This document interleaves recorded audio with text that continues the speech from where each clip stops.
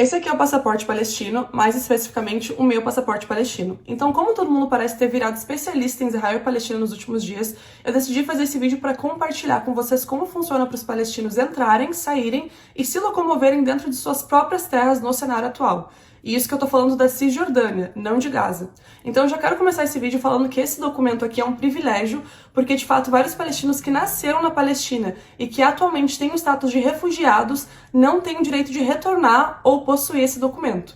Porém, esse é outro ponto que a gente vai ter que falar depois. Ao longo dos anos, eu sempre viajei frequentemente para a Palestina porque a minha avó, tios, primos e familiares moram lá. Inclusive, meu pai, minha mãe e minha irmã mais velha nasceram na Palestina e eu e os meus 3 irmãos mais novos somos brasileiros natos. Porém, a gente conseguiu a cidadania por conta da minha mãe. Só que isso aqui não quer dizer que quando a gente vai pra Palestina as coisas são fáceis. Muito pelo contrário. O primeiro ponto é de que a Palestina não tem um aeroporto. Ou bem, não tem permissão para ter um aeroporto. Então, como é que eu faço para entrar? Tecnicamente, o caminho mais fácil e prático seria pousar em Tel Aviv, em Israel, e depois cruzar a fronteira para a Palestina por meio terrestre. Mas é que na realidade isso não funciona por causa que eu, como palestina, legalmente não posso entrar em Israel através do aeroporto. Tem que ser por meio terrestre. Então eu preciso pedir uma autorização do governo israelense caso eu queira entrar, que muitas vezes é negada ou então demora bastante tempo para sair. Então, para entrar na Palestina, eu preciso ir através da Jordânia por meio terrestre, onde eu cruzo a fronteira para ir para a Palestina. E isso é feito através de 2 ônibus, muita fila e sufoco e também pagamento que tem que ser feito para tu conseguir entrar na Palestina. Outro ponto é que na fronteira, oficiais israelenses podem barrar minha entrada ou então me interrogar por horas caso eles queiram. E isso mesmo tentando entrar na Palestina, porque eu passo pelo controle israelense. E como eu mencionei, eu tô falando da Cisjordânia, porque eu mesmo sendo palestina não posso entrar em Gaza. Inclusive é um tipo completamente diferente de documentação, o que chega a ser bizarro.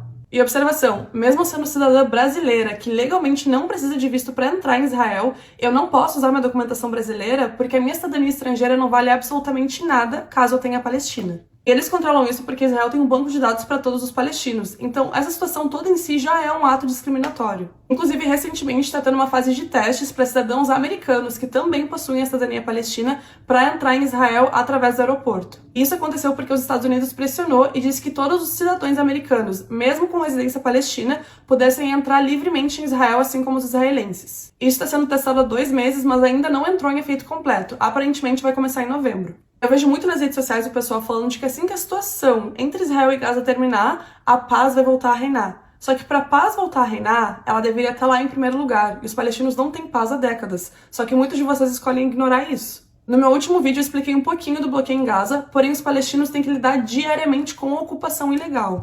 Depois que eu entro na Palestina, tem uma pequena amostra de como é viver sob ocupação, como aconteceu quando eu fui visitar no passado e eu passei 1 mês e meio na Palestina. Como, por exemplo, soldados israelenses em estradas palestinas parando carros para revistas aleatórias, dentro da Palestina.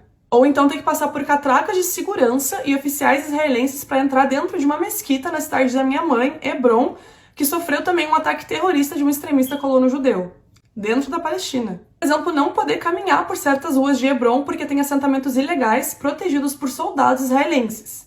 Pasmem, dentro da Palestina. Esses assentamentos ilegais são considerados ilegais de acordo com a lei internacional. A Convenção de Genebra proíbe um Estado de transferir sua população para um território que ocupou militarmente. Tem vezes também que a gente vai sair de carro e os soldados decidem bloquear as estradas palestinas, porque eles podem. Ou então quando eu vou do vilarejo do meu pai até Ramallah e passo por soldados armados no meio da estrada com as armas apontadas para os carros e pessoas. E nossa, eu quase esqueci dos checkpoints ilegais construídos por Israel, sem contar também os ataques nos nossos lugares sagrados, a humilhação diária, limpeza étnica, bloqueio ilegal, ataques às cidades palestinas, invasões diárias a casas palestinas e humilhação constante do nosso povo.